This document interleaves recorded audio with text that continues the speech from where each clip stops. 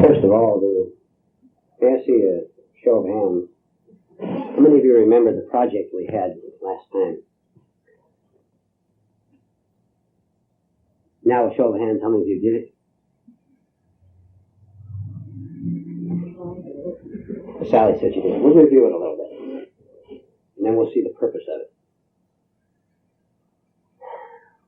If I'm in the habit, in talking with other people, in all my contacts in the outer world, if I am in the habit, and it is a habit, of talking with people mechanically, of searching my memory real fast in order to see how to behave, then this will be my dominating reaction to life. I will talk mechanically, and I will always say the same thing. I will always have the same feelings within me as I respond to you or to that challenge out there. Which means that I am not awake at all.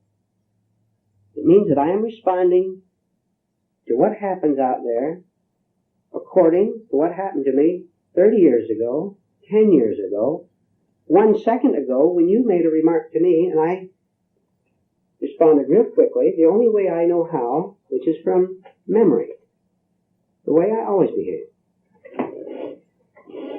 How are we going to react in a new way so that I am not responding in the way that has given me all these miseries and all these problems and all this nervousness?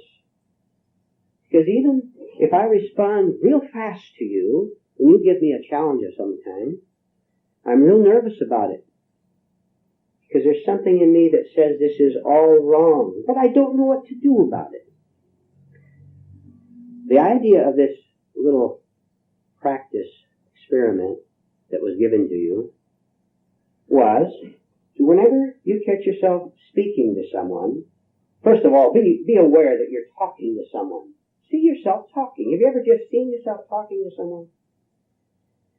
Having seen yourself talking, you can now go on to the next stage of doing something that causes a disturbance, an interruption,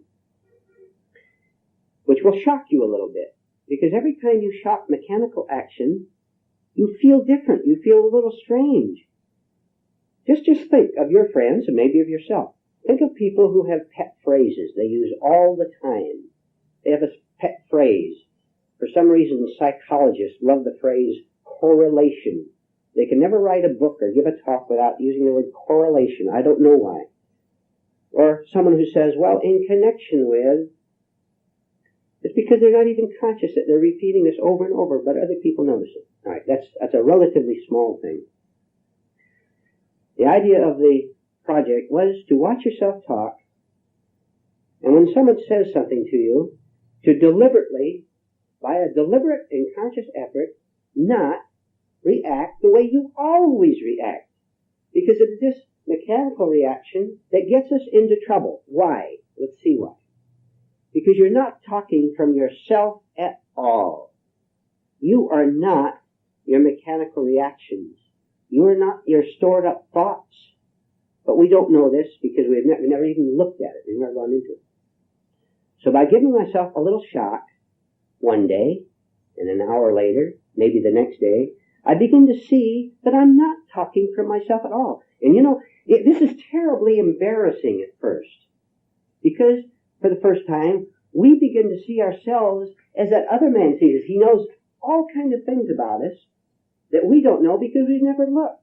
And we would deny it if he told us that. We always say the same thing over and over and over. Something protective maybe, something that shields us from something. So by giving us the shock several times, then eventually, in a conversation, we're watching ourselves talk as well as talking. That doesn't mean we sit there and remain silent, but we're watching it. Then, instead of coming right back as we always do from up here somewhere, we will hold it back and not say something. You have to, this is not suppression, you understand. This is a deliberate, conscious act so that we don't say these things over. Now we've got that out of the way. And when you do this over and over the months and over the years, finally, you will be responding from two things mainly. from correct memory, from what is right on the everyday level. You know you're not supposed to go 50 miles an hour in the 30-mile zone or something like that. And also, you'll be talking from something that has nothing to do with your past at all. You will be responding right now. Get the idea of time into this.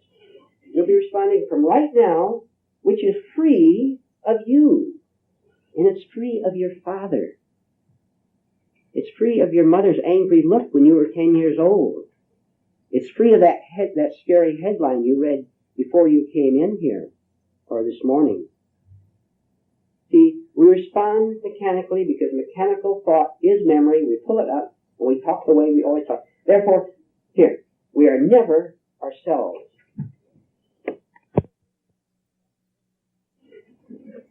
With that background, with that introduction, let's go into something else. And remember that everything connects. There's no subject that we talk about that is not connected with another subject. Everything is connected. It is only words that divide. It is only labels that divide. You have a name, the man next to you has a name. You're not really divided. Not really. You understand? If I think I'm divided from you, I'm in trouble with you, and you're in trouble with me. We're going to find out. This is very serious. I'm not saying this lightly or philosophically. Very serious. We're going to find out how to solve every single problem that you have or that I have.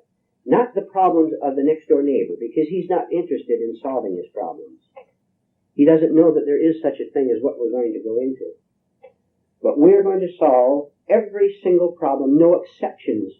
There's no exceptions because there's only one foundation for all problems. And that is, as we've said many times before, a false idea of about who we are, a false identity. If I can see, now this is the single most important point of what we're going to cover this morning. You must listen and you must think about it when you go out of here. If I can see that thinking about my problems can never solve them, never do anything for me, if I can see that, really see it, all problems are gone. What problems? You name it. If you have a problem in your life, anxiety, problems concerned with human relations, problems concerned with sex, with finances, with whether you're young or old, with health problems. You see, there are no exceptions because there's only one basic error that we have made. If we can cancel out this error, this wrong thinking, which we can do, which is what we're doing here, the whole thing collapses. Again, this is not encouragement. This is wonderful. This is a fact. The whole thing collapses. You have no problems at all, which means that you must not love problems. You must not love worry. You see? Yeah. If you worry, you love your worry. You love the agitation from it. You love the excitement. If you had no, not you, anybody. If you had no worries, you could not complain about anything, could you? If you had no worries, you couldn't go to your next door neighbor and tell him or her how badly life has treated you. You're so wonderful and look what life has done to you. You couldn't do that. So it's more important to you or to me to complain about what life has done to us than to find the truth. We can see that we must give up our love for problems. They will start to go away because there's no problem except those that we create by our wrong thinking. This is hard work, but it can be done. And the whole thing is cut out all at once when you see it. Now, if you have no problem, see, don't you understand? Without a problem, most people don't have any purpose in life. If this man can't file a lawsuit against his neighbor, he doesn't know what to do with himself. If this woman can't find a new boyfriend or get rid of an old boyfriend or whatever it may be, what on earth am I going to do with myself? It's very frightening to people to live without problems, to live without difficulties. That's the last thing you'll give up. Do you understand so far? If you love to fight, this is the problem. Not what you say this person is doing to you or what society has done to you in the past. Now, where does that leave us? With just one thing. If I have a problem, I am the problem. Period. End. Right there. There's no way on earth you can hurt my feelings. No way on earth you can persecute me. No way on earth you can steal a thing from me. If you have nothing to lose, what can you lose? If you lose all your false values, all your ideas about what people owe you, or what you have coming to you, of your so-called rights, if this is the way you live, I feel very sorry for you. Because I know that you're going to punish yourself every day trying to do the impossible. Now, let's say I have a problem. And you know, I keep it to myself. I don't tell you. I tell you on the surface, but I keep the deep ones to myself because I'm embarrassed about them or ashamed or something like that. But I have this deep problem in me. It makes me nervous and agitated, and I want to do something. But I don't know what to do. Oh, this starts so early in life. So when I'm, 10, 12, younger than that, 5, I'm forever seeking answers to this anxiety, to this emptiness, to this lack of appreciation by you. And I go from one girlfriend to another, from one marriage to another, from one employment to another. And no matter what I do, nothing happens. And I get more frightened, and the more frightened I get, the more I take wrong trails to try to relieve it. And it never gets relieved. I try religion. I pray and I go to church and I read books. Nothing happens. If you have come to this state where you're utterly miserable and don't know what to do, this is good. Now there's hope. Real hope. As long as you have hope that something outside or an acquired idea inside is going to relieve this terrible ache, it's heartache, isn't it? Don't tell me I know. You know. If I could see that nothing, now I'm awful. You know what I'm beginning to do for the first time? Not to you. I'm not going to cry to you anymore. I've been doing that all my life, and you sympathize long enough, and then you tell me your problems, and we get nowhere. Where am I? I'm nowhere. Now. So I sit down in the chair, and all these things are pressing in on me. My relatives, how they've treated me, and this man that I was faithful to for 20 years has left me, or this wife I was faithful to. All this tremendous education I got, and I got 5 degrees, and I go out and I can't get employment at all. I have a pain in my left arm I never knew about before, and I hear something on TV says that's the beginning of something bad. The world is pressing down on me. Now, if I don't do a single thing, I can begin to get out. The minute I try to solve this problem in any way at all, I stay on this level. See, thought, thinking is on this level, and I may move from this corner to that corner, that to that. Nothing happens. I get real excited, maybe, when through a certain move, I get a new boyfriend, new girlfriend, I do find employment, I get real excited and I think this is it. Inwardly, I know I'm deceiving myself. Don't I? Don't you? You're afraid now you're going to lose him or her or get fired, which you may be. So, in all my despair, I just sit and make no motion at all. None. It's pretty bad. But you know, and I always must say this, because it's important. I am no worse off than I was before, because previously, all this resentment I had against you while saying I love you, all this pressure is now coming up where I can see it. It was there. It controlled my life. It told me how to talk to how to be rude back to the rude waitress. It gave me nightmares. I wasn't deceiving myself. I had all this in me. But now for the first time, I'm seeing what a horrible state I have lived in for all these years. It's terrifying. It is. I will tell you this. You have to get terrified. But don't run away. Just stay there. In the lion's den. Stay in the lion's den. Then you watch what happens if you stay there and don't do anything. Don't think about it, which is not repression, not suppression. You have brought it up. You've proceeded in the right order. You've had the problem, the pain, the anxiety. You have brought it up. You have looked at it. Okay? That's the right thing. Lying, you're out. If you lie, nothing. A dreadful self-honesty. No?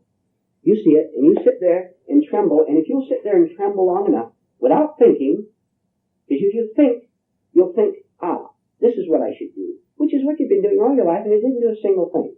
Nothing. It just got you into more trouble. And you're beginning to see the difference between excitement and intelligence. Something good, some good news happens to me, and I feel excited. That is not intelligence. You're a slave. You must not be a slave to good news.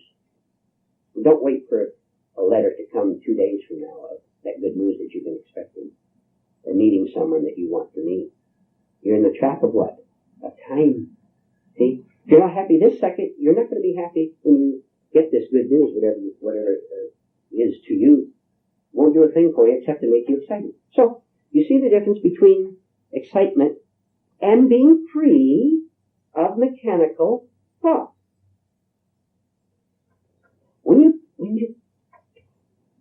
Some religions say let go. That's right, you let go. What are you letting go of? You're letting go of many things, really one thing. You're letting go of this pseudo-self, this false personality, which has masqueraded as you all these years and which has kept you a slave to illusion. If you let it go, and by the way, if any of you have come this far, and you start to let go of these inner illusions, it's going to put up an awful scream. Oh, it'll scream. It doesn't want to let go of you. Shall I use the term devil? We've used it before. We've used it before, but now you understand. The devil is anything that's simply untrue, that's all. Simply untrue. It's masquerading as that. So you sit there and you do absolutely nothing. I will tell you something. I don't want to use the word guarantee, because then you say, that man guaranteed it and nothing happens. You do it and see. You sit there and do absolutely nothing about, listen, a psychological problem. You know we're not talking about the problems of heating the soup to where it's hot enough to eat, and mechanical problems like that. We're talking about psychological problems, mental problems. If you do nothing about it and do not employ thought, which cannot rise above itself, something will happen to you, and you will get a glimpse of what it means to handle your life on thought where it belongs, driving your car, cooking your dinner. But in all other things, you are not thinking with this tape recorder that's in your mind at all. Which means a number of other, this is very interesting, it's fascinating. When you're thinking from a free mind, which if you want to call it awareness or consciousness, let's see what it's all about. First, it's all about being free of time. There's no 1 second ago and no 50 years ago in a free mind. It's right now. Because if it was tied to time, it would be thought which would be responding in the old useless ways in which we have lived all that. So that's out. It's right now, this second, as we're sitting here, according to that clock there. You're free right now. Also, and this is what frightens, there is no you there by which you have called yourself all these years. Which means you have to give up who you called yourself, which is very simple. It's simple when you see what this masquerading person, in quote marks, because it's not a person, has been doing to you. This is intelligent self-interest, which means as you become sane. You will not pass on insanity out in the world, which is true morality for the first time, true conscience. How easy it is to give advice to do this or that and not do a thing with ourselves, but you know that.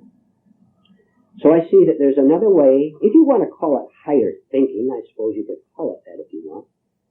But it's better to simply say it's a state of a free mind which never responds in a way which injures you, because you can now recognize, listen, you can now recognize self-injury as self-injury. Then, you know, your whole life will change in a way you cannot possibly imagine. If you make a blunder, and we blunder, we have to blunder for it, instead of making a self-reference about this blunder, I said a stupid thing, didn't I? I acted impulsively, didn't I, when I was with this person, because I was so nervous. I didn't know what to do. So I did this stupid thing. All right? Or it was stupid because it was unconscious. All stupidity, all evil is simply a state of unconsciousness, unawareness. All right? Badness is simply being asleep. We call it psychological sleep or spiritual sleep. Nothing more than that. Which means we get away from condemning either ourselves or others. Because that is egotism. If I condemn you, I'm saying I'm not the big sinner you are. Condemnation is out. So I do this foolish thing, and instead of referring it back to what a stupid person I was, this is pure egotism. You say, I see what happened. I see that I was nervous when I approached you, and I made this impulsive, stupid remark because I was in a state of sleep. Okay, I've caught it. Fine. And I may do the same thing tomorrow. I may do it 20 more times. But I'm getting onto the track of what is happening inside of me. And I don't call myself stupid. I say I simply was unaware, asleep at the time. But if I condemn myself, I'm simply building another false I in me. And I do this over and over, and I use these different projects that we have had over the months. And I don't fall into traps quite as much on Thursday that I did on Wednesday. And on Friday, I'm just a bit more awake. And when I'm driving my car, I drive consciously. If I have worries, I look at them and say to myself, I am not going to make myself the center of this world anymore. It is too painful. I'm not going to pay the price for being an egotist anymore, which is what it amounts to, you know. Then you work real hard every day and break things down a little bit more. Then it becomes a very simple thing. When you have any kind of a problem, psychological problem, an emotional problem, which is a psychological problem, becomes a very simple thing to not make a wrong move, which is try to solve it, which is to try to solve it on the level of ordinary, everyday thought. It has never solved it, has it? You tell me now. I'll pause a minute. You tell me whether your thinking has ever solved the problems. The problem may have gone away, but another one took its place, didn't it? See? All right, let's have comments, questions, and we'll open it up to discussion.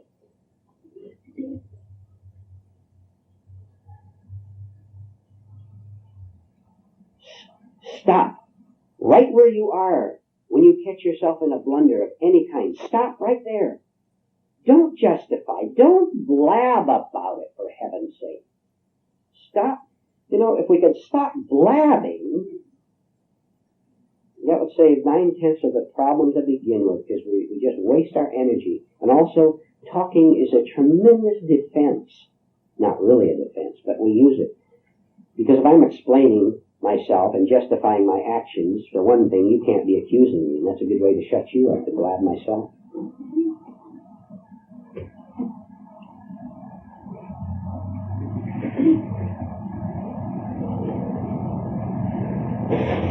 Do, if you ask a question or make a comment, keep it brief and to the point, please. Would you explain why there's no division between you or I or anybody else? All right. There is a whole mind. There's a mind that works Holy, W-H-O-L-L-Y. Right? And there's only one mind, but this mind operates in several ways. You have memory. You do have memory. You have instinctive reactions which do connect with the mind. Everything is one thing. The whole universe is one thing. There's no division in anything at all. If I am on the level of thought, which has its own proper place in everyday things, doing my business, everyday thought always divides everything into opposites. There's always opposites. If I think you and I, there's an opposite, all right? Then you become my rival or even my so-called friend. There are no friends on the level of thought at all. There are only people who ally themselves with each other for mutual benefit. My pressure group gets together to fight your pressure group. There's no friendship, there's no decency, there's no conscience on the level of thought. Why? Because thought does divide into you and I. If I need to win in any way, I'm more intelligent than you, younger than you, or older than you, whatever. I have more money than you. This is divisive, right? Which means I have no conscience at all. I don't care 2 cents about you. All I care is about this false I, which thought has built up over the years. So on the level of thinking, there is always division and always heartache. Because when I lose you, my precious girlfriend or boyfriend, I'm in pain. I'm in pain because while I was with you, I felt secure and I knew where I was and my source of sex or money or companionship was there. All of a sudden it's gone and I'm frightened. I'm really not frightened at losing you. Not at all. I am frightened at finding out that I'm alone. But this was a false move on my part by creating you as someone who could fulfill me because you can't do one thing for me, nothing for me. I have to do it all myself. Then I can be in relationship with you rightly. Even if you are still on the level of thought, and I'm living consciously so that I don't see you as an opposite to me, I'm in right relationship with you. Therefore, I never have a problem, regardless of how badly you might behave toward me. Which means that I'm not necessarily going to seek you out as a friend, because you, or, meaning everybody, might be quite far gone. This is why you must not help people who don't want help, which most people don't. You're very foolish if you think you can save the world. Some of you are nodding and smiling, because you have done this. When I don't think from thought toward you, acquired thought, and think that I am Tom Smith, or whatever my name is, when I don't think this at all, I don't divide myself from you at all. I think toward you consciously. I see you. I'm seeing you all. I'm speaking personally now. I'm seeing all of you sitting here freshly for the first time. Regardless of how you are like, I don't accept your pictures of yourself as being true. You see, it makes no difference to me if you have $1 million or 5 cents, whether you're young or old, whether you're impressive or unimpressive. This has no meaning at all. I see you as free people right now, which you are. You're entirely free. Therefore, I'm speaking personally, if I may, further. Therefore, I have no problem with you. Now, if you have a problem with me, then you have to do some work, correct? So when I think consciously, there's no problems, none. Then the world flows as it flows naturally, without it blocking you in any way, because you are one with the flow. Instead of saying, you shouldn't leave me, or you should give me a raise, you're not living on this level at all. Then whatever happens to you in that outer world, you are not opposite to it. You are one with it. Now, this may sound a little fancy philosophy, but it's a fact, and not fancy philosophy. Then you are one with the entire universe. You are one with every event, instead of opposing it. When you cease to fight with the ego, and that's the only thing that fights, you are free, you're out of it. Then you're indifferent in a new way. Not phonily indifferent, as most people say. But there is no opposition. Look, if I am one, I'm one. I am one with you. You may not be with me, because you are what I'm saying. I am one with the entire world. I am one with the event that's going to happen to me Monday. Whether I get the raise or don't get the raise. Whether I meet this person or don't meet this person. Whatever it is. I'm one with myself in my mind. Therefore, I'm one with the entire world, the entire universe. There's no opposition. There are no opposites. To me, therefore, there's no such thing as winning over you. There's no such thing as being older than you or younger than you or whatever. I'm free. I'm out of it. Where's the problem? I don't see any problem. Where's the problem? Thought divides. Consciousness does not divide. Live from consciousness, which merely means your whole mind at once. Instead of taking a part of the mind, memory, and saying, you were nice to me for 5 years, now you have to be nice to me for another 5 years, or I'll be frightened. You don't say that anymore. You're free of people. Because you're first free of yourself, right? All right. What was your project last time? Pardon? What was your project last time? We had it at the beginning, was to watch your conversations and interrupt consciously the way you usually speak to people so as to break mechanical speaking habits. And that will, of course, spread to emotional responses and to every other response, even physical response. You give yourself a shock by not saying what you usually say. I'm not saying if someone says it's a nice day, you don't say, yes, it is a nice day. That's okay, a little thing like that. I'm trying to say, we're trying to see our mechanical way of talking, because this connects with your mechanical way of thinking and of feeling, too. We can break the pattern. We begin to break down the false idea that this is me talking, and it isn't at all. Watch one of my favorite examples, when you can see it on television or anywhere in public, is to watch people who would be described as, quote, dynamic speakers. You ever seen a dynamic speaker? He's very dramatic, and he's usually very nice looking and the right age, and all his exteriors are just right, wavy gray hair or whatever. You don't know that that person is an entirely different person in his inner life. His wife doesn't see him at all like these millions of television viewers see him, does she? This is what we're trying to catch now, and this is just one way. There are many ways. There's a meek person who goes around meek, mild. There's you name it. You find your own examples of stage acting, a public performance. And as I said before, it's a terrible way to live, because you're always worried you're going to forget your lines. If you're not on stage, you have no lines to remember all, and you speak spontaneously and you speak intelligently. You're not worried about anything. You're not trying to get anything. You're not trying to impress anyone. Can you see, then you may say something. Can you see the great relief of not trying to impress anybody about anything at all? Oh, what a relief. What a saving of energy. You take a deep breath and you say, oh, I wish I'd got onto this many years ago. But we're starting now. We're working real hard on it now. All right.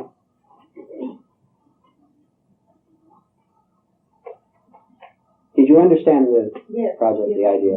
Okay. Why do we want to impress others? Very simple. I have an image of who I am, and in order to keep this phony image intact, I have to keep feeding it. And which makes me, it's terrible. If you don't confirm the image, I'm shaken. It wasn't me at all. I'm shaken and scared because you didn't confirm it. This is why people who are walking around with a bunch of false images about themselves are very careful who they associate with. And they associate only with those people who, quote, confirm, and quote, their images. You belong to this political party or that religion or that race or whatever it might be. And to get other people around you who think as you do is very seemingly protective. And if this is the way you want to live, then you'll be a slave all your life. You have to expose yourself so that you see that these images that you have of yourself of being so brilliant, so intelligent, so good, so kind, so considerate. I heard a woman say on radio a while back, I made a study of her in particular. She said, I'm the most generous person I have ever known. Do you think she ever stopped and thought, what did I just say? Isn't that a terribly egotistical thing to say to all these people out there? I'm the most generous. She was serious. You see how you could never ever say anything to that woman? What would her face look like if you told her, Madam, you know better than to talk about these things to people who don't want them. They're going to snarl at you. Stay away. Work on yourself. You're going to have enough problems with your own inner reactions to seeing these things without bothering with people out there. So, if by exposing myself and taking the pain rightly of seeing that an image was a phony image, taking it rightly, we've discussed some of it, we don't refer it back to myself, then I will begin to get out of the trap that I've lived in all my life. What else is there to say? See that it was a false image, bear the pain, instead of trying to escape it by getting angry at the person who says that you are a hypocrite. If you are a hypocrite, for heaven's sake, see you're a hypocrite. And eventually the time will come when you're not a hypocrite anymore, which will mean, thank heaven, you don't have to be on guard for anything anymore. There's nothing to protect. What a wonderful thing to have nothing whatever to protect. Think of the relief. And then you'll work harder. This, by the way, is correct emotion. When you see the possibility of being free of strained intention of protecting this false personality that goes around calling itself I, me.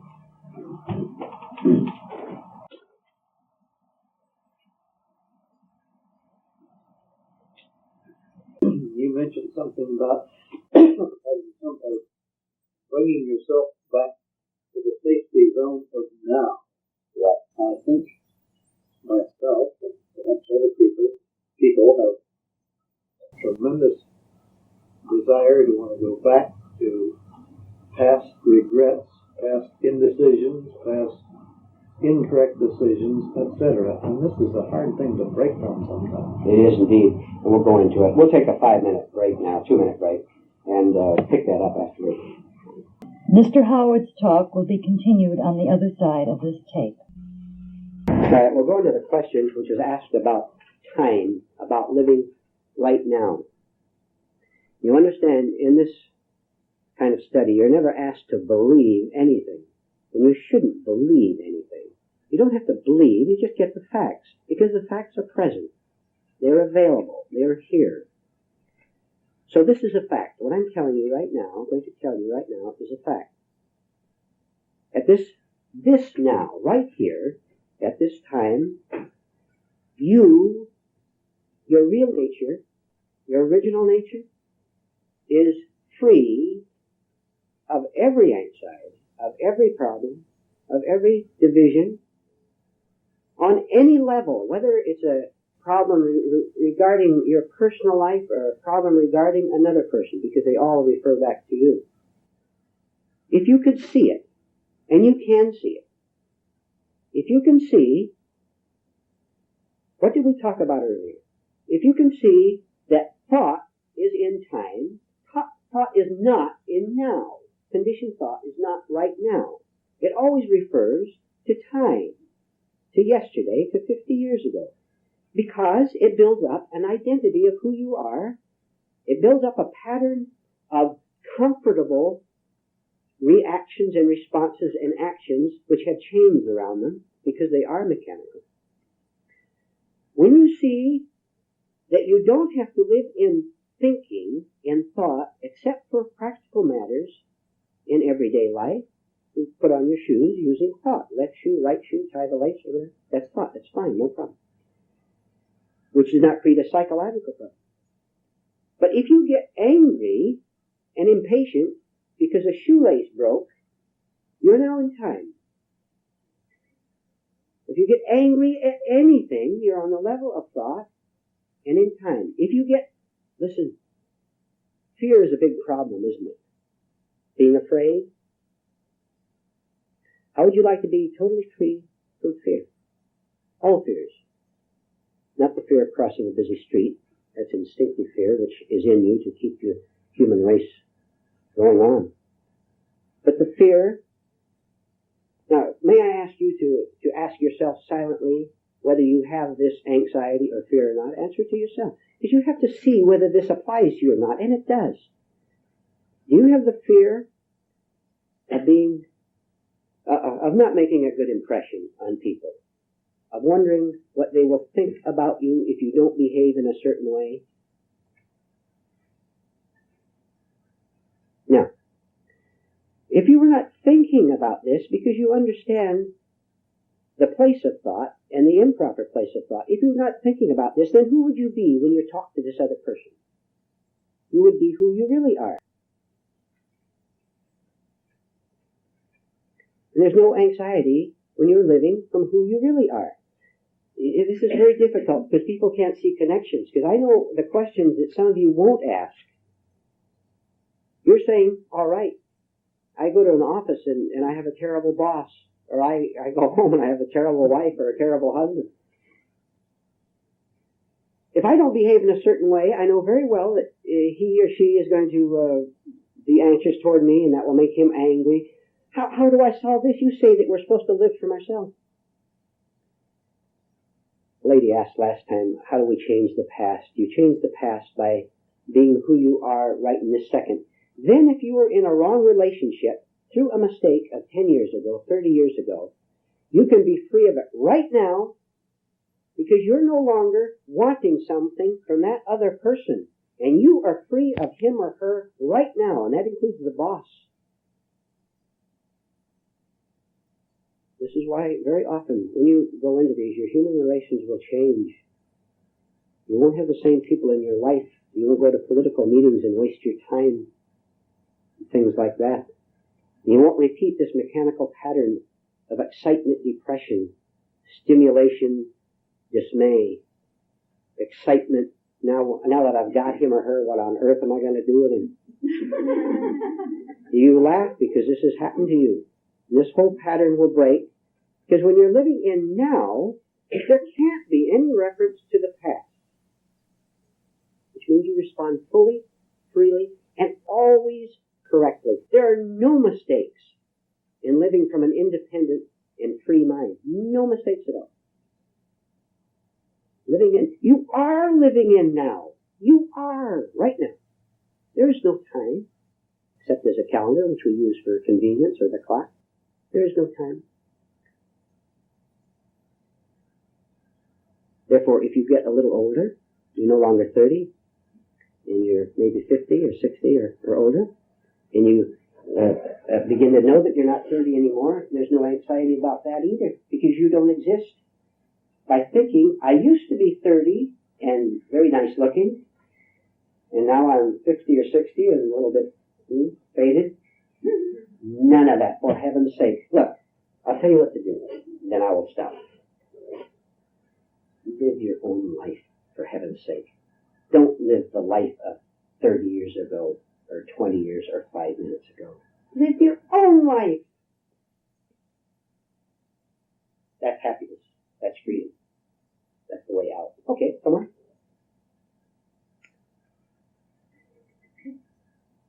Isn't there a gap? I wanted to ask you. You say, you're free immediately, and I recognize that.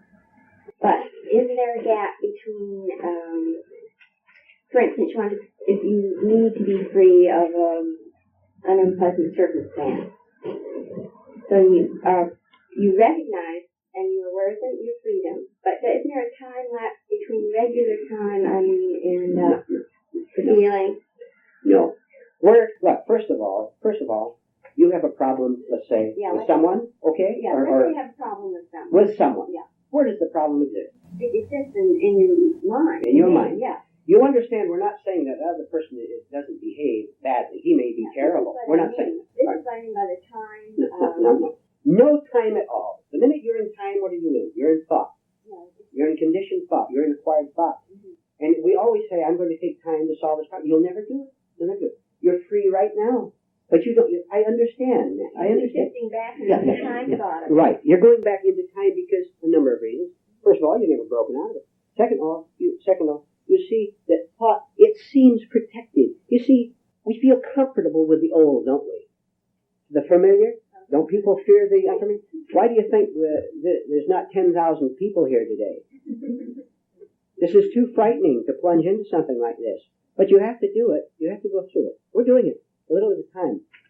No time at all. Right now, you're free, which does not change that other person unless he wants to work, which he or she will not. I can almost guarantee that. Meantime, you have done your responsibility. What is your responsibility? To be sane, See? To not be a fighter, to not argue, to not lie and say that you can solve the problems of the world if they would only give you a chance. We have to stop. If we would stop lying, that would do it. See?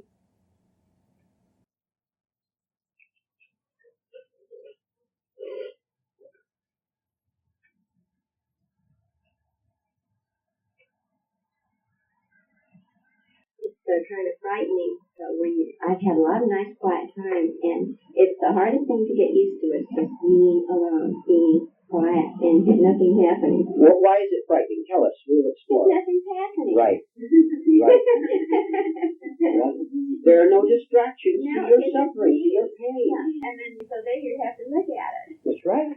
You don't run away. What's there? There's you and your suffering, which are really the same thing. Oh boy. See? You are your very suffering itself. That's why you go try to escape back into a time thinking attitude of mind. Right? Most people live in dreamland of one kind or another. You meet people all the time who are telling you about the wonderful time they had at the vacation or when their husband or wife was alive. They're living in dreamland.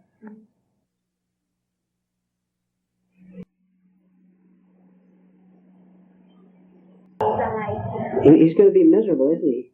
He won't know who he is anymore. All right, go on, if you will.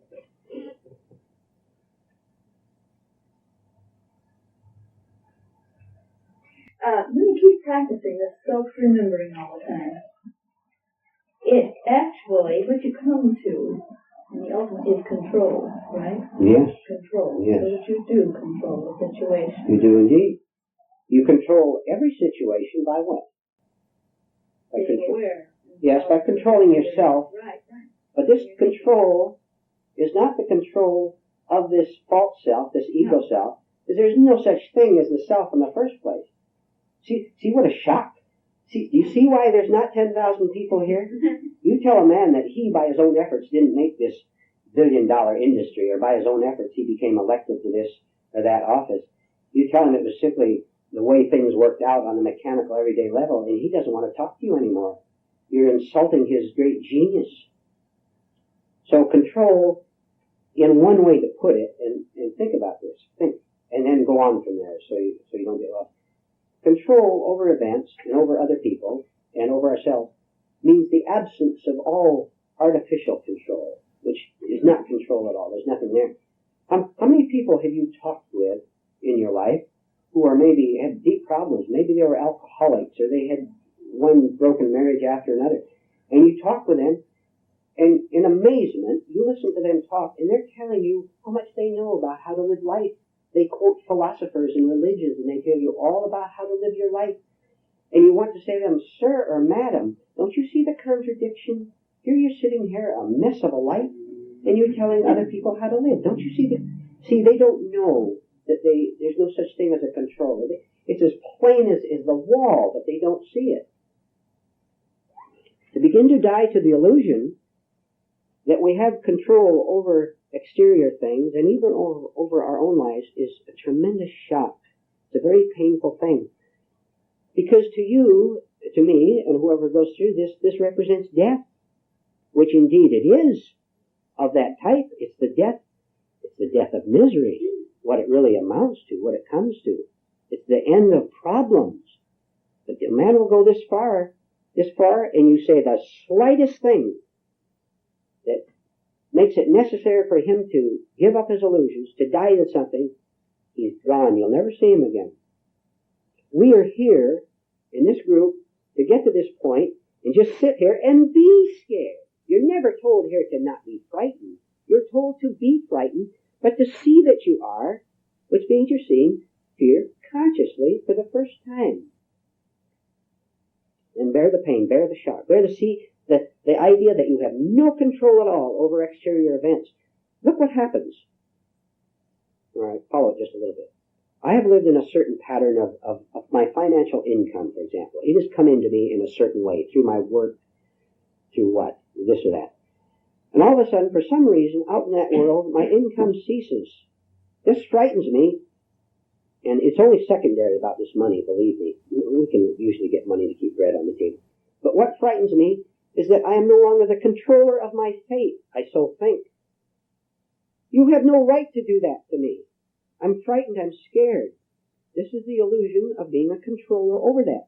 If you did not have the illusion of having control, then when this happens, which it's going to happen when you walk out of here. It's going to happen a dozen times, in one way or another. Someone isn't going to agree with your precious opinion about politics or the war. Even then, to say, no, sir, you haven't got your facts straight. Now, let me tell you, you watch your reaction when someone tells you that. You get hot, don't you? Give up the illusion that you can control the war or politics or even yourself. Where do you come? Right back where we discussed earlier. You come back to a state where you're nothing. You can do nothing. You have nothing but your unknowing, which is the beginning of knowing, but is not divided knowing. When this gentleman and I know the same thing about the truth, how can there be division between us?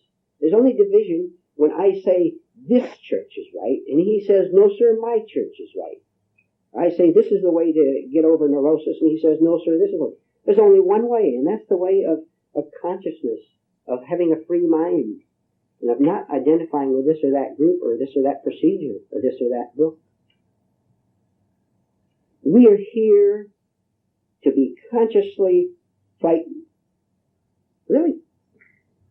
Then we'll really be free of it instead of pretending that we're free of it. Then you can go out of here and work on yourself when you see something that frightens you. Then when something comes up that takes away your income or your girlfriend or your so-called security, which is not security at all, when something takes that away, you can say, oh no, sorry, I have been getting angry all my life. I've been getting distressed and disturbed all my life when these things happen. Here is where I get off. Because I heard something, and I sense that it is right. I'm going to stumble. I know it. I know I'm going to fall down, but I'm going to get up, and I'm going to break through. You'll never go back to the old ways again. Never. You've seen something. You've seen something here right now, sitting here today, haven't you? That's in you. And you all see the same thing.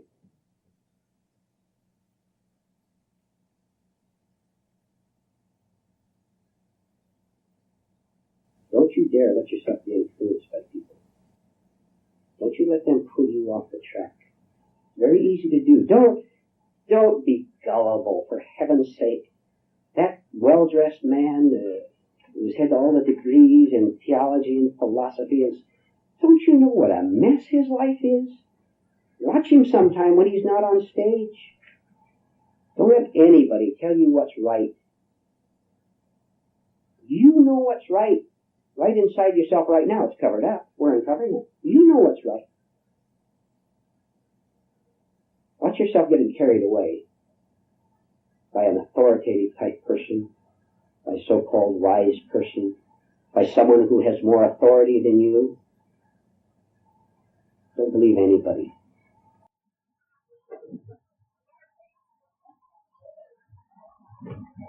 And you're allowed and you must get emotional in the right way about this. Your refusal, no, is a tremendous thing in the right mood. When you go out of here, when you go out into your work, when you go out into the groceryman, talking to the groceryman or whoever you talk to, and you feel yourself getting taken away by what? Not by him. By your own reaction. Say no. All right, get out to the car first. If you don't think it, you get out to the car. Or at night when you're alone, say no.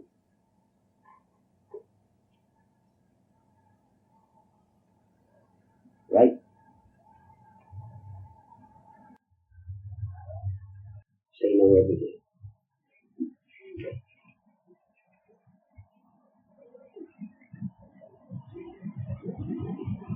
Yes.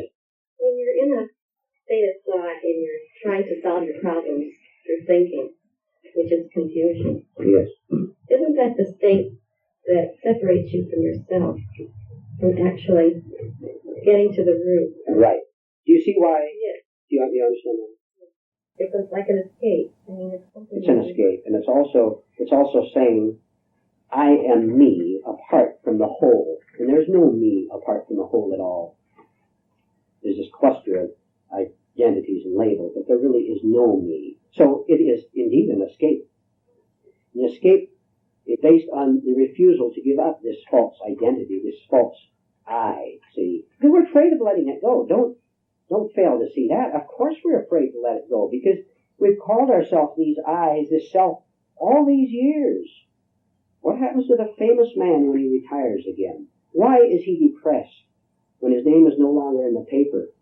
When he doesn't get all these honors that he used to get on television and in the newspaper, or even from his own family, if you want to narrow it a little.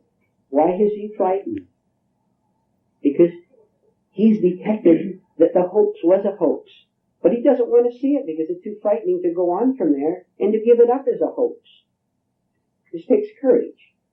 And intelligence and courage together gets us out.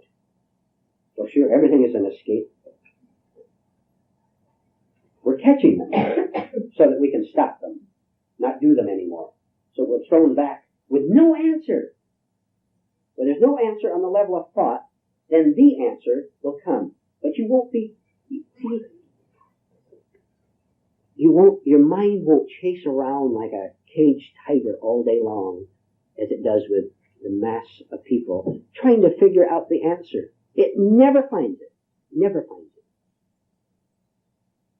If I can carry the illustration just a little bit more, the tiger is walking back and forth on the level of thinking, but the cage is all around him. There's no way out. There is none.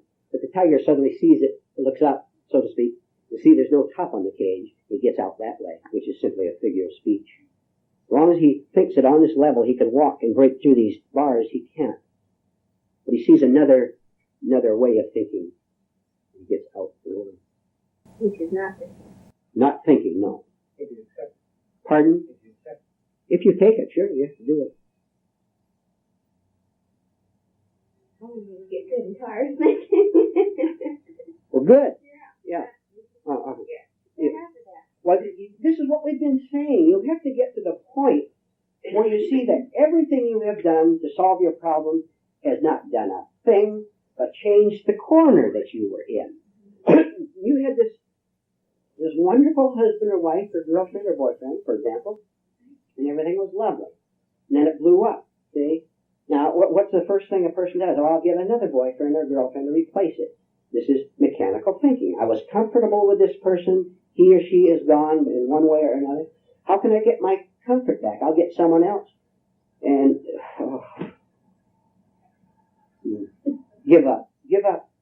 Go through the pain of saying, I am not going to get you into the same trap I am, or me into your trap. You're walking into each other's traps. You're going to hate each other in about 2 more weeks, you know. You laugh again, huh?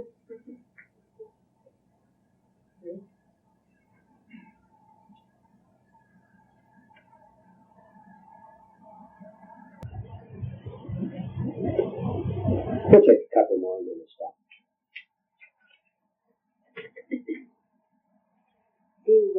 Very often physical symptoms manifest themselves when you actually be in a phase of fear. Yes. And you're very uncomfortable physically also, right? Oh, sure. That's a good point of observation. Miserable. Clenched teeth, tension, nervousness. That's a good starting point because you can see the physical easy. See? Yeah. Say there must be something agitating in my mind because there's something agitating in my fingers. Mm-hmm. Track it out, see? Then go a lot farther than that. Why am I agitated? There's no real cause for agitation except all these illusions we're living in. There's no real cause at all. It makes you physically more energetic. You're not wasting yourself. Not draining your psychic energy, if you want to call it that. Then you grow a lot faster because all this energy is turned into all these things that you're supposed to be doing, like watching yourself, like understanding. Sometimes, I don't know if any of you ever get angry. The next time, if you get angry, you do this. You watch yourself afterward and see a dozen things. See, first of all, you're completely absent from yourself. You are not there. There's raging. Some idiot was standing there raging. Then see how much energy you lost. People are always complaining about being tired. No wonder they're tired. They're busy blabbing, complaining, if not out here, then in their minds, wasting their energies all day long. Think of how fast you grow if you turn all this toward self-observation, for example, toward saying, I'm not going to live this way anymore. Think of the emotional energy that will help you. All emotions then turn to becoming enemies, so to speak, to becoming your allies, into awakening. Oh, you go fast. You do not love, to repeat a point, do not love being negative. Don't love being angry. If you love it, you're its slave. Anger is a wonderful thing to work on because it is one of the dominating emotions in the average man's life. 99% concealed, right? 99. Then the man blows up and you read about him in the paper. But anyone seems to have a great deal of responsibility, I think. That seems to do anyhow. Would you say that again, please? I say of anyone, this anger is probably a very great problem, especially to anyone. Yes. Seems to have a great deal of responsibility. The slightest thing makes most people angry. The slightest thing that offends, that contradicts their ideas about themselves. You see how anger goes away? All anger. If you were given something in a stone, and a man said, this is a precious diamond, guard it with your very life, and so you hide the stone somewhere in the house, and you get suspicious that other people are trying to steal it, and everyone comes up, I wonder if he's going to steal my diamond, and maybe people, actually come up in the illustration and try to steal your diamond. You get angry at them, you become defensive, you can become fierce. What happens if you find out that it was a counterfeit diamond, that it was a false diamond? What are you going to protect? Not only that, but they're going to stop coming around. Pardon? You're giving me all sound. The counterfeit self that we're protecting. When you see this, why do you get angry at anything? You can behave toward me any way you want. You can tell him, behave toward me any way you want. Now I will tell you something else. Talking about honesty. Oh, of course. But one more thing. This is not a state of being soft, of being compromising with people, of anything like that at all. I always use this word, and it's not quite the right word, but it's good to use. You will be very stern. As I say, now that's not the right word. What I mean is, because you don't have to compromise, you don't. You understand? You're stern without even thinking about it. You don't have to think about it. It means you don't bargain with people. You be nice to you and I'll be to me and I'll be nice to you. All that is out. All that is gone. No more bargaining. Which means when you start this, you have to be able to bear the pain, the heartache of this person maybe going away from you, leaving you, if he wants to. If he wants to stay, he can stay. He cannot behave insanely. I'm sorry, you're not going to behave that way. You're saying this consciously, not angrily.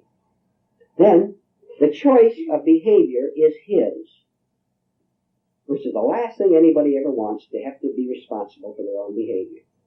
But you're forcing him to do this because you are no longer going to live this kind of a trading life because you don't want to destroy yourself anymore. And when you see that you are complete in yourself, then this other person can go or stay. It's up to him. It's up to her. And you'll be a decent human being regardless of his behavior. And you don't calculate on the level of thought. You don't calculate. Well, if I give him this, she'll give me that. That's gone. It's out. This is slavery. One more question and we'll stop. We'll come. In most cases where a man has been working and a wife hasn't, and she's really just trading this livelihood, as far as barter, for her misery. Well, it could be. It depends on the individual circumstances. Yeah. We have to see it in our individual circumstances. Am I trading with you in order to get something from you, in order to ward off my fear of being nobody, of being nothing? This is what I have to ask. And if I'm doing that, then I have to give up this illusion that I even need to have you confirm me. There's nothing to confirm. Remember that from beginning to end. All attempts to feel secure are an attempt to make a falsehood appear as the truth. The falsehood being that we have a separate ego and a separate self, which is apart from the whole, because it doesn't exist. When I see this, then I stop trading, which means I have to be very watchful of my own motives for getting into a relationship and involvement with you. If I'm using you to ward off my loneliness, I've made a blunder. Now we're going to fight later on. You're doing the same thing, by the way, because we're on the same level. Yes? What if they're just using the means for the practical? I mean, the bread on the table, like you say, and the roof over the head. Well, it would never. Fair way to do it? It would never be just that. It would never be that way. They have to really be honest with themselves and say, how much of this is just really for the practical? Yeah. Psychological? You have to see yourself. And there's nothing wrong with being in a relationship with any human being as long as you are right. Their relationship with you is up to them. And if they don't want to wake up, that's their problem, not yours. You are not responsible for anyone else. You are responsible for making yourself a sane human being. When you do, they won't want it. You won't have that large circle of friends anymore. You can't have all these women over at your house on Wednesday afternoon to discuss our children. No. And then we're done. All right, that'll be enough for today.